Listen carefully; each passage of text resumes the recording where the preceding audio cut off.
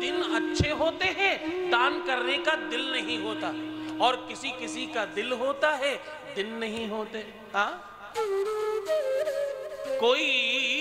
कोई करना चाहता है दान पुण्य, लेकिन उसके दिन ऐसे नहीं, उसका समय ऐसा नहीं कि वो दान कर सके। लेकिन किसी किसी के दिन होते हैं पर दिल नहीं होता दान करने का। कहते हैं कि बिल्कुल दान करने के लिए परमात्मा की कृपा चाहिए। दानचंद एकदम तटस्थ था अपनी बात पर कि मुझे दान नहीं करना। पूर्णिमा आई और पूर्णिमा में पत्नी ने बहुत धक्का मारा कि तुम्हें गंगा स्नान करना ही है आज। देखिए, ये बड़ी पवित्र तिथि है और ये बहुत पवित्र समय है। स्वामी, मेरी बात मानो, तुम्हें इसमें जरूर जाकर स्नान करना है। दानचंद ने कहा, देखो देवी, जल तो सब जल है, गंगा जी कहाँ जाती हैं? गंगा जी जाती है समुद्र में। समुद्र कहाँ जाता है? समुद्र जाता है जमीन के अंदर, और उससे ऊपर पानी जब आग लगती, जब गर्मी बढ़ती, जब उसमें ज्वर बढ़ता, तो वो पानी उड़ करके आसमान में जाता, आसमान से गिरकर जमीन में जाता और जमीन के अंदर चला जाता। हम लोगों ने जो बोरिंग कर रखी, इसमें जो पानी आ रहा है, ये गंगा जल ही तो है, यही स्नान कर लेते, वहां क्यों जाना? पत्नी ने बहुत धक्का लगाया। स्वामी देखो, स्थान की महिमा है, वहां जाना चाहिए। आप रोज न जाइए, लेकिन आज पूर्णिमा है, आज जरूर जाइए, और बड़ी खास पूर्णिमा है। मेरे स्वामी, मेरे पति देव, मानो मेरी बात, वहां तुम आज तो तुम्हें जाना पड़ेगा। उसने धक्का मार कर भेजा। अब दानचंद्र जी निकले, सोचा कि 5 किलोमीटर दूर जाना है, पैसे कौन खर्च करे? टहल के चले गए, पैदल पैदल पैदल पैदल हफ्ते जा रहे हैं, सांस फूलती जा रही है, लेकिन जैसे तैसे झोला लेकर गंगा जी के पास पहुंचे। अब जैसे ही गंगा जी दूर से दिखी, वैसे ही किनारे बैठे हुए कुछ पंडा लोग दिख गए। अरे, पंडा लोगों को तो दान देना पड़ेगा महाराज, क्या करूं क्या करूं, गंगा स्नान तो करना ही है। तो बगल में शमशान घाट था, उसमें उतर गए। यहाँ कोई नहीं मिलेगा, यहाँ मैं आराम से स्नान कर पाऊंगा। शमशान घाट में उतरे और नहाने लगे। भगवान ने देखा ऊपर से, बोले भाई, बड़ा मुस्कुराए और हंसे, और उन्हें कौतुक सूझा, उन्हें थोड़ा मुस्कुराकर व्यंग करने का मन किया। तो भगवान एक पंडा का रूप बनाकर उस दानचंद्र के सामने प्रकट हो गए। अब दानचंद नहाता कम, इधर उधर देखता ज्यादा कि कोई आए जाए, तब तक मैं 4-5 डुबकी लगाकर बाहर निकलूं और भागूं। अभी 3 ही हुई थी, जैसे बाहर आया, देखा कोई, जजमान की जय हो, जजमान की जय हो, जय जयकार हो यजमान की। आप दानचंद को लगा, यहां भी?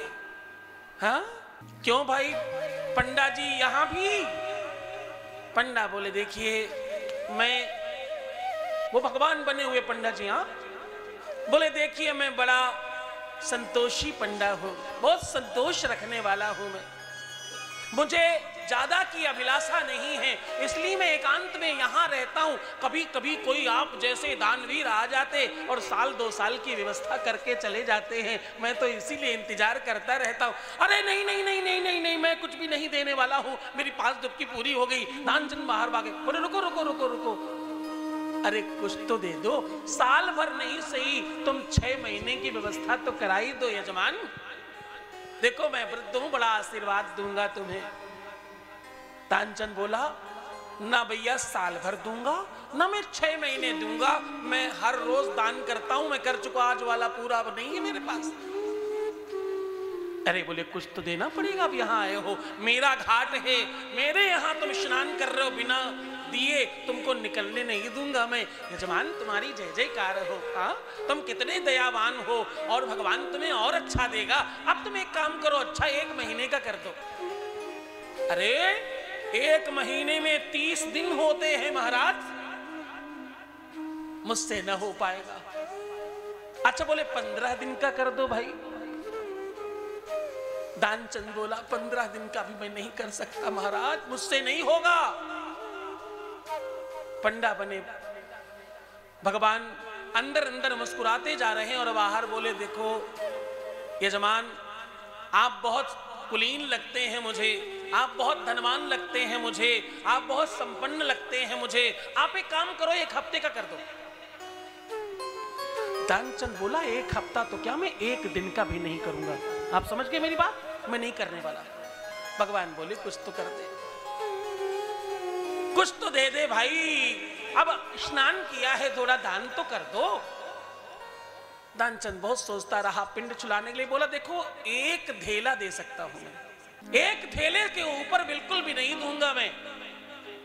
ध्यान, ये जो दानचंद था इसको लगा 1 धेले के लिए कौन, और वो भी उधार कर पाऊंगा मैं, अभी नहीं है, जब होगा तब दे दूंगा। 1 धेला दूंगा और जब होगा तब दूंगा, अभी नहीं। भगवान बोले कोई बात नहीं, तुम तो संकल्प करो, मैं ले लूंगा आपसे। उसने संकल्प कर लिया और पीछा छुड़ाकर, पिंड छुड़ाकर भाग गया। अभी घर पहुंचा ही था, भगवान पीछे से जाकर कुंडी खटकाने लगे। पत्नी गई, कौन है? यजमान की जय जयकार हो, यजमान ने मुझे 1 धेला दान देने के लिए कहा था, वही लेने आया हूं मैं घर में।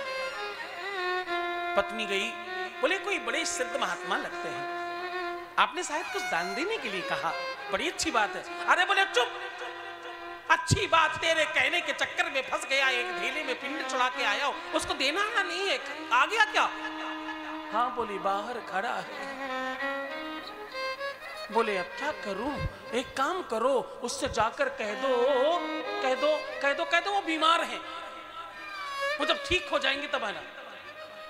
पत्नी गई, बेचारी क्या करती, हाथ जोड़कर बोली महात्मा जी देखो, पंडा जी देखो, विप्र भगवान वो ना बीमार हैं, जब वो स्वस्थ हो जाएंगे तब आप आइएगा। अरे यजमान बीमार है, तब तो मेरा कर्तव्य बनता है जब तक वो स्वस्थ न हो जाए मैं यही रहूं। वही आसन बिछाया और बैठ गए। बोले मेरे खाने पीने की व्यवस्था कर दो, मैं यही रहूंगा, जब तक आप स्वस्थ नहीं हो जाते मैं आपके लिए भजन करूंगा, मेरा यजमान स्वस्थ हो जाए इसके लिए मैं परमात्मा से प्रार्थना करूंगा, आप स्वस्थ होंगे तो मुझे और ज्यादा दे पाएंगे। पत्नी गई, बोले वो नहीं मान रहे, वो तो बैठ गए, कह रहे हैं जब तुम स्वस्थ हो जाओगे तुमसे दान ले लेंगे, उसके बाद जाएंगे। बोला क्या नहीं जा रहे हैं? बोले उनसे कह दो मर गए, जाओ मैं सांस रोक कर बैठा हूं, और अगर अंदर आए तो 2-4 सेकंड के लिए पास आने देना, मैं श्वास रोका हूं, तो कह देना मर गए। पत्नी बोली क्या कह दूं? अरे बोले कह दो मर गए। पत्नी जैसे तैसे गई, हाथ मलते हुए बोली बोली बोली पंडा जी वो तो नहीं रहे। हाँ यजमान नहीं रहे?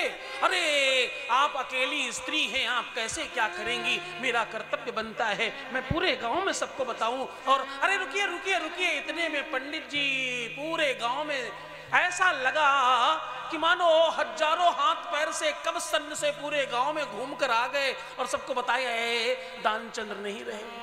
अब पूरा गांव इकट्ठा, ये सांस रोके बैठे हैं, पड़े हैं बिल्कुल आराम से, इनको अभी भी उस धेले की चिंता है।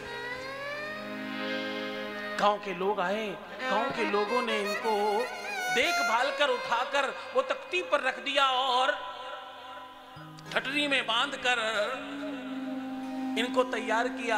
अब पत्नी सही में रोवे, कह रही मरे नहीं हैं। लोग समझाए, बोले कोई बात नहीं, ऐसा होता है, लोग कहते इस तरह, अब यहीं तक साथ था, क्या करोगी? अरे वो कह रही सही में कह रहे नहीं मरे ये। अरे हाँ ऐसा ऐसा संभव होता है, अक्सर ऐसी स्थिति में दिमाग खराब हो ही जाता लोगों का। पत्नी कह रही मैं सत्य कह रही हूं, ये अभी अभी थोड़ी देर पहले जिंदा थे, मरे नहीं है। गांव के लोग कौन सुने, जल्दी जल्दी बांधा, बोले जल्दी ले चलो, उसका हालत खराब हो रहा है। हाँ 2-4 औरतों ने पकड़कर अंदर कर दिया उसको। अब वो अंदर से चिल्ला रही, पीट रही दरवाजा, मरे नहीं है, मेरी बात सुनो, वो मरे नहीं है, मेरी बात सुनो। पर कौन सुनता, दानचंद्र मर गए ऐसा समझकर सबने बांध लिया और उठाकर चल पड़े। अब भगवान सोचे भाई ऐसा भगत तो पहली बार मिला है, सबसे तुम्हें जीत गया, लेकिन इस भगत से मैं हार गया। मैं क्या करूं इसका, इसको कैसे समझाऊं कि तेरा धेला बड़ा नहीं है, तेरा जीवन बड़ा है। हा?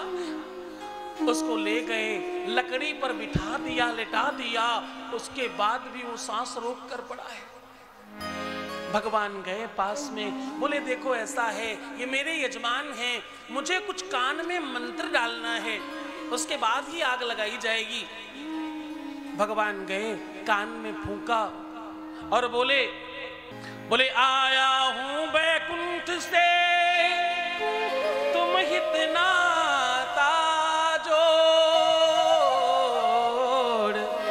से आया हूं, मैं भगवान हूं। तो दानचंद ने थोड़ी आंखें खोली, देखा वही वाला बाबा, फिर बंद कर दिया और धीरे से बोला सारी बातें बाद में धेला देवो छोड़। भगवान हो, मैंने मान लिया, सब बात बाद में करना, वो जो धेला आपने हमसे दान में लिया था वो छोड़ दो। तो बोले सारी बातें बाद में धेला देवो छोड़। भगवान ने कहा कान में, भैया जा, तुझे माफ किया, तुझे क्षमा किया, तेरे जैसा दानवीर मुझे नहीं मिलेगा, इतना बड़ा दानी पूरे विश्व में कोई नहीं है, जाओ, राम नाम सत्य है, ऐसा फूका कान में और वो उठकर बैठ गया। तब से लोग राम नाम सत्य बोलते हैं। लोगों को लगता है न जाने कब वो पंडा, कोई साधु, कोई महात्मा भगवान बनकर आ जाए और कान में फूंक दे और मुर्दा उठ जाए, इसलिए लोग राम नाम सत्य बोलते हैं। हाँ?